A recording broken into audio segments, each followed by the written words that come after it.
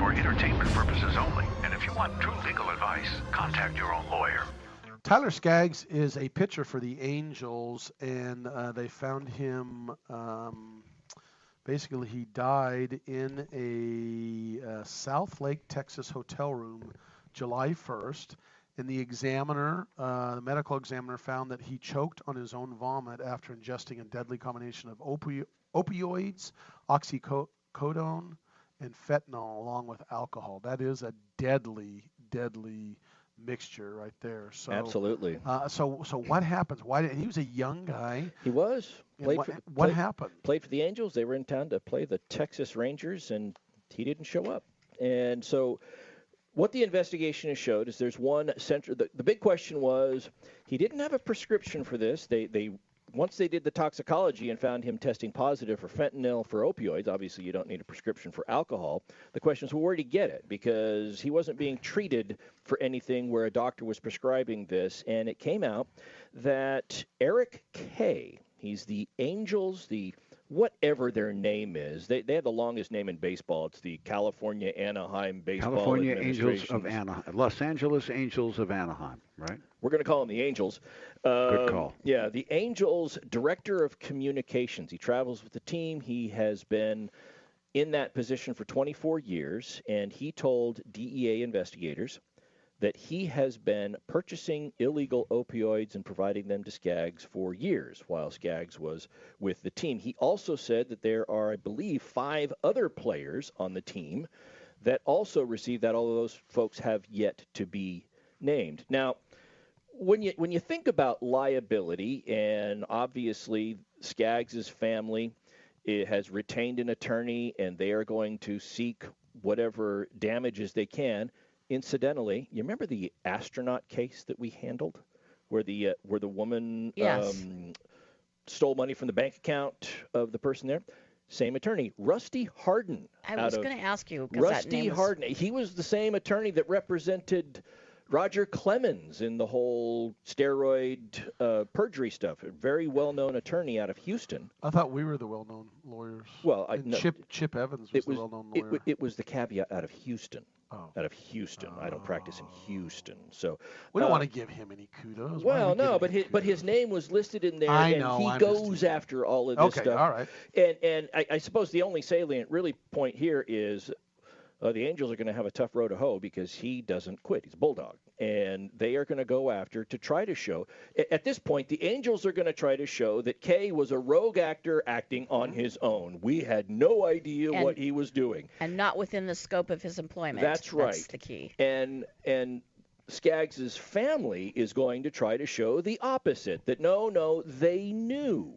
They knew what was going on, even if you look at the written description of his job duties, as Fred and I were talking about this.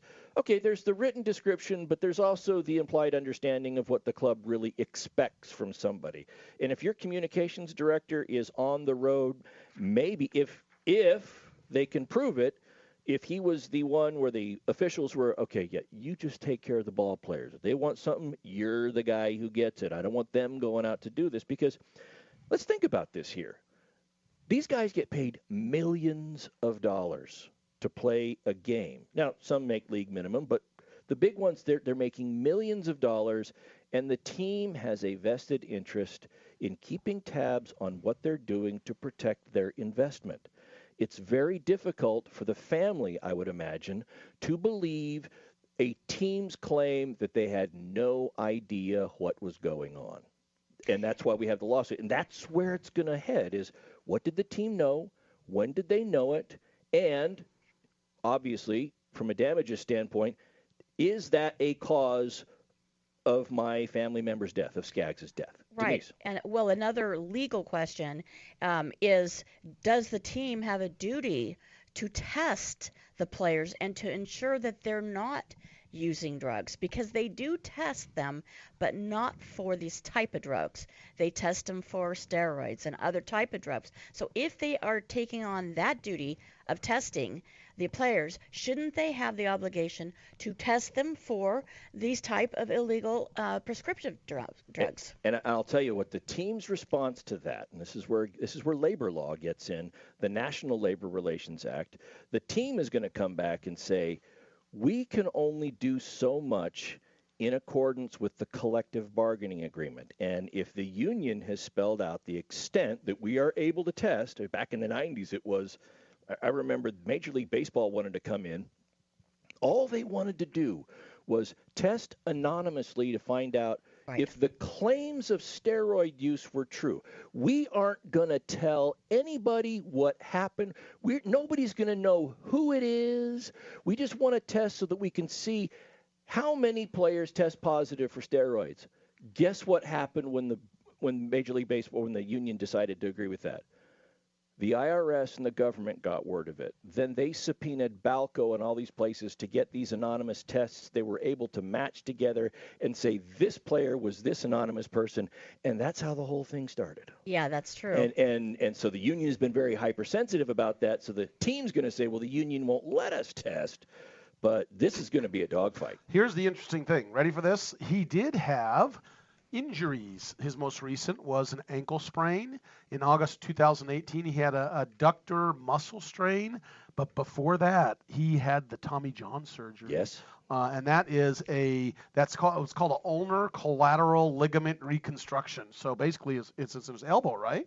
Yeah. Or his arm. It's I think it's in here, right? Yeah, you blow out from the throwing. If you blow out the ligament in your elbow, let's say it's my right elbow, they go and they take a ligament out of my left hand and they put it in my right elbow to replace it. It takes about a year and a half to recover. But that's a major surgery that can ruin a person's career. So that's interesting to know. It's like, well, was he injured? Had he been injured before and used these before? Well, obviously he had probably had legal prescription drugs at one time and using them with all these injuries. That's very true. That could have happened, but that hasn't been leaked out yet. Yeah. You know, perhaps this addiction started from those injuries. Go to the website, radiolawtalk.com. That's radiolawtalk.com.